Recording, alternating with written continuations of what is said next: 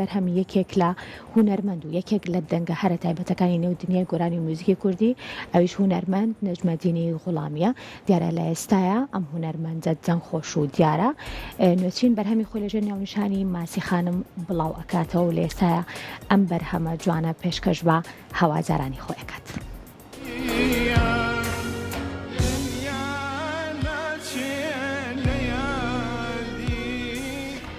هونەرمەندی گۆرانی بێژ نەجمەدینی غوڵامی نوێترین کاری هونەری بە ناوی ماسی خانم بڵاو کردەوە. ماسی خانم لە هۆنراوەی فرۆزان فەزلیە نەجمەدین غوڵامی کاری بۆ کردووە. کاری موزیکەکەشی لەلایەن شادمێرنامەوە بۆ کراوە.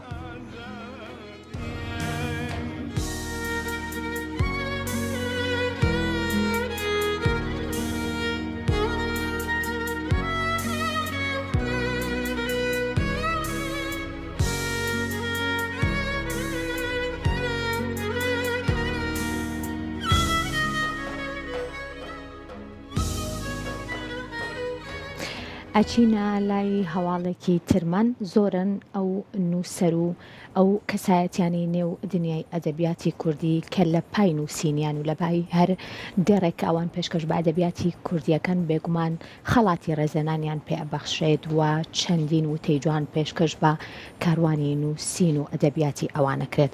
مدحەت بێخەو یەکێک لە قەڵەمە جوانەکانی نێو دنیای ئەدەبیاتی کوردی لە ئێستا نوێترین بەرهەمی لەژێر ناونیشانی پوختەیەک لەسەر گزشتەی ژیانم بێگومان لە نێو ئەم کتێبەیە تەواوی 52 ڕێزلێنان و هەروەها ئەو پێزانینانەی لە پای نووسینەکانی کە پێشکەش بە ئەدەبیاتی کوردی کردو و پێبەخشاوە دواتر لە دووتۆی کتێبەکە بڵاوی کردوونەتەوە.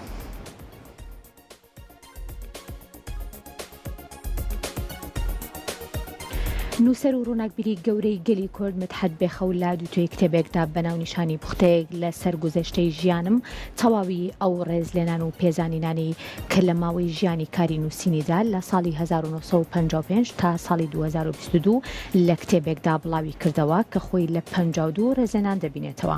مدحەت خەدر عەبدوڵڵا ناسرا و بە مدحەت بێخەو لە ساڵی 1934 لە شاری مەخموور لەدایک بووە.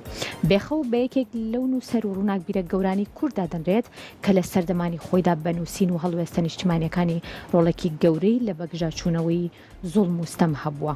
مدحەت بێخەو تا ئێستا خاوەنی دایان نووسین و دیوانی شێعری و لە کۆڵینەوەی ئەدەبیە.